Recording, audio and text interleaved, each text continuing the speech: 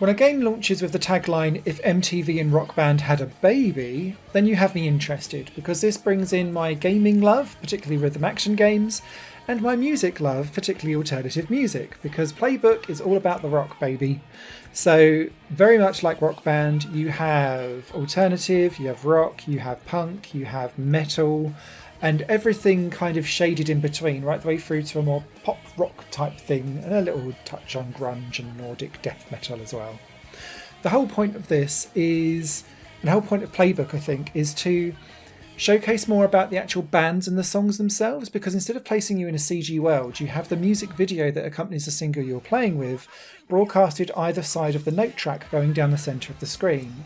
Interestingly, as a player, it's positioned high up enough that means that you can't actively watch it or passively watch it whilst you're looking at the notes down at the bottom of the screen.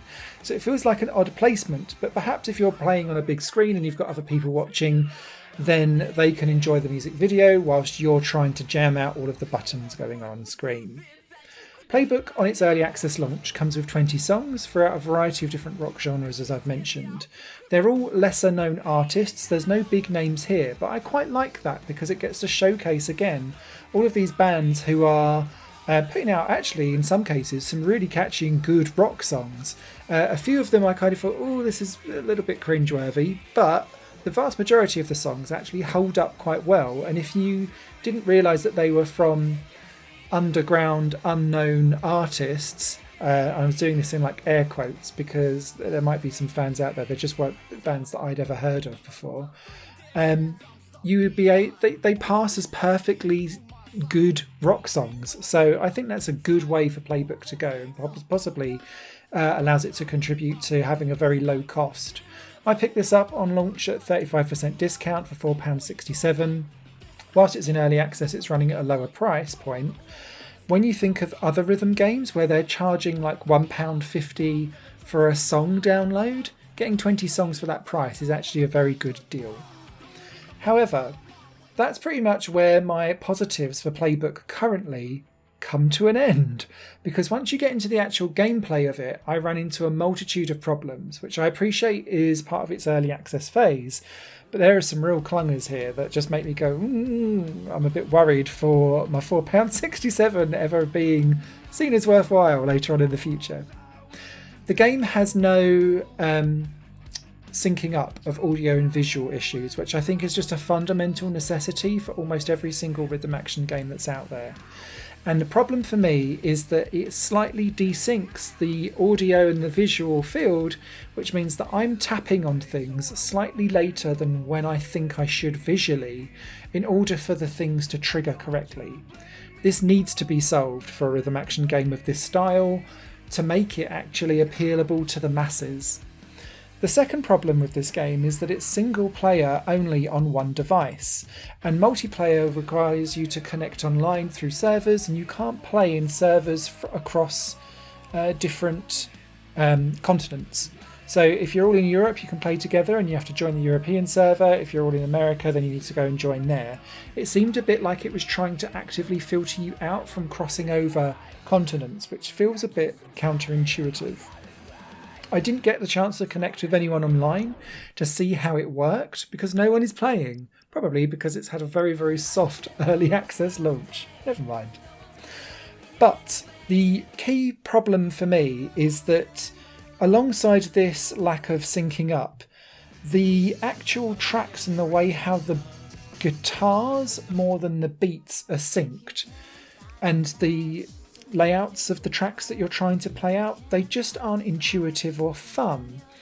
And the problem with the view that you get means that it's very mishmashy as to what order some of these buttons should be pressed. Sometimes they look like they should be together when they're not. Sometimes they are together when you don't think that they are. And I ran into a repeated problem where it wasn't recognising any of my key presses. And it was always, as soon as I'd missed one key press, it then decided that I was going to miss loads, until like about 5 seconds later when it would sync back up again and it would be like, oh no, I'm okay now. This didn't have a problem in the easy mode or some of the medium tracks. kept on occurring on the hard mode though. It's as if the game currently can't cope with knowing what to do when you miss certain amount of notes, and then it just kind of goes and stops. The other problem with this is that you get a certain amount of misses across the entire song and it just decreases your life bar. There's no way to increase it again. So I ran into situations where the game was just like, no, I'm not recognising any of your button presses. And then I got booted out the game, even though I was then perfect for like 3/4 of the song and then made like 2 mistakes at the end. But because it had drained my life bar all the way down until then, because of its own problems and errors, I was like, what do I do with this? All of these things come together to create a really disconnected and somewhat jaded experience for me as a player, especially when you come from games that do this so well across a variety of different styles, genres of music. Coming in with we've got music videos is a great unique selling point, but it then fails to stick the rhythm action element of it. I'm quite sure that this could probably be polished up over time and it's a bit rough around the edges, but when you've got like fundamental tracks of button presses that just feel clunky and awkward, and the actual framework of the game is like, I can't cope with the button presses and I can't be synced up, it does give me big concerns about whether this will actually meet the standards of what it wants to do going forward in the future.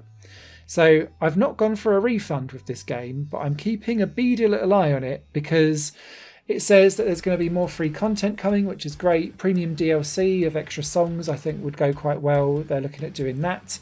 Throughout the rest of early access, they look on adding leaderboards, multiplayer tournaments, and a few more songs. But it needs some of that fundamental stuff about tracks being fun to play, syncing issues, and also trying to differentiate just exactly how close all of the different button presses are on the notes track so that you actually know what order you're supposed to be pressing stuff in. So yeah, no written review for this one particularly because it's still in early access. Might still be interesting to some rhythm action players, but I was somewhat disappointed.